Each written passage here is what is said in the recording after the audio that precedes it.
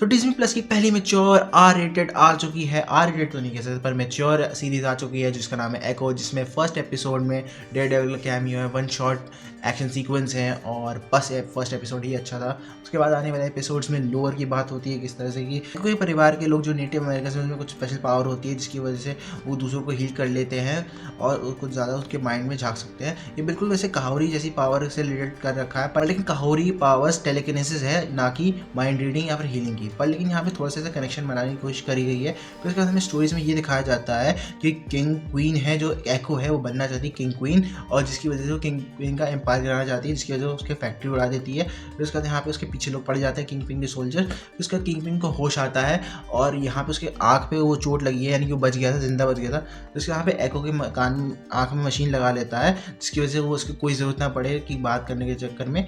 उसके बाद वहाँ पे उससे बात करती है कि तुम सारे एम्पायर्स ले लेना, मैं तुम्हारे नीचे अंडर काम करूँगा, और बस उसका ये ख्वाहिश है कि वो घर आ जाए। फिर उसके बाद हमें यहाँ पे दिखाया जाता है कि उसका जो रिलेटिव होता है जो उसके साथ काम करता है वो ये बोल चुका है कि मैं उसके साथ काम कर चुका हूँ और उसने मेरे जितने भी चाहने वालों को मार दिया है, तो इस तरह से उसकी डील एक्सेप्ट मत करो, उसने ये कहा था। फिर उसके बाद में एको किंगपिन के पास जाती है और उसके बाद उसको शूट ही करने वाली होती है। फिर किंगपिन अपनी कहानी बताता है जो डेयरडेविल के जो आपने एपिसोड्स देखे थे पिछले वाले वो कैनन इवेंट्स हैं, मतलब वो कैनन है, मतलब वो कट नहीं किए हैं, वो इस MCU की टाइमलाइन बेस्ड है और एग्जिस्ट करते हैं। तो यहाँ पे हम उसका हैमर देख सकते हैं, वही जो पिछले एपिसोड में दिखाया जाता है उसकी वही स्टोरी है कि किस तरह से उसके बाप को उसने हैमर से कूट के मार दिया था क्योंकि उसका बाप जो था अब्यूजर था अपनी वाइफ के अगेंस्ट, तो इसलिए पूरी वो स्टोरी चल रही होती है। फिर उसका यहाँ पे वो किंगपिन कहता है अगर तुम्हें ये सब कुछ एंड करना है तो ये हैमर लो और मेरे सर पर मार दो और मेरे को ख़त्म कर दो और यहीं पर चीज़ें ख़त्म हो जाएंगी।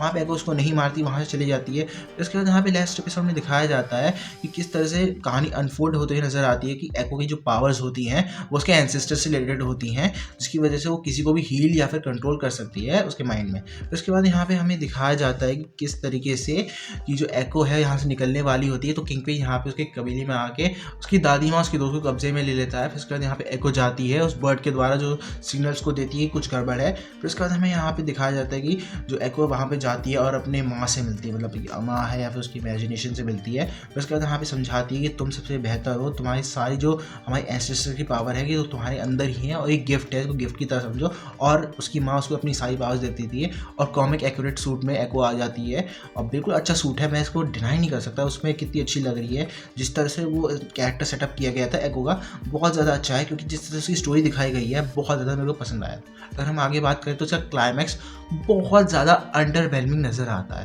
दरअसल मैं इसका जो क्लाइमैक्स एक्सपेक्ट कर रहा था कि इस तरह से अगर आप सिनेरियो दिखा देते कि एको अगर उस चीज़ को फीड पहुंच चुकी है पर लेकिन उसको अचीव नहीं कर पाती, दैट्स वुड बी बेटर। क्योंकि अगर एको फेल होती तो ये एपिसोड बहुत ज़्यादा अच्छा लगता और मेक सेंस करता।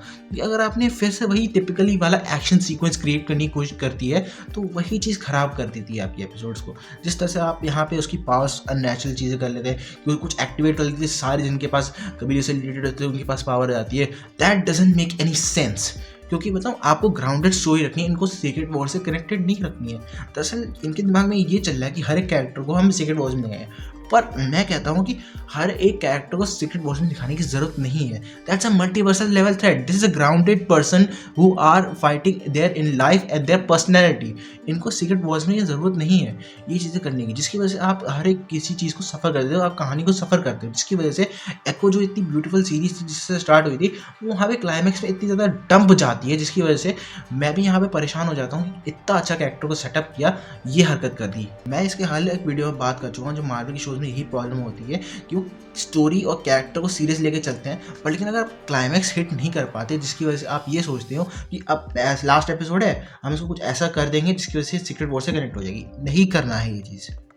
अगर आपने मार्वल स्पॉटलाइट बनाया है तो मार्वल स्पॉटलाइट में ही अंडर रखिए उसको। दरअसल मेरे स्पॉटलाइट का मतलब ये था कि वो मार्वल की कहानी अब कैरेक्टर ड्रिवन है और ये लोग बोल रहे हैं जो कैरेक्टर ड्रिवन स्टोरी है, बिल्कुल कैरेक्टर ड्रिवन स्टोरी नहीं है। मुझे पता ही कहाँ कनेक्शन बैठ रहा है इसका, तो इसलिए मैं बोलना चाहता हूँ कि जो मार्वल स्पॉटलाइट में एक अलग एग्जीक्यूटिव को बैठाओ कि जो इस कहानी को लेके चल सके और ग्राउंडेड स्टोरी को रिप्रेजेंट करे और स्ट्रीट लेवल हीरोज़ को भी दिखाए, जिसकी वजह से ये कहानी जो होंगी जितनी भी सारी आएगी वो काफ़ी ज़्यादा प्लेन वे में चलेंगी, जिसकी वजह से यहाँ पे कुछ ज़्यादा ट्रबल नहीं आएगी। तो आज की वीडियो ले इतना ही। एको सीरीज हमको किसी मुझे कमेंट जरूर बताइएगा और अगर आपको ये वीडियो पसंद आई तो वीडियो को दी लाइक, चैनल सब्सक्राइब। मैं मिलता हूँ नेक्स्ट वीडियो के साथ, तब तक के लिए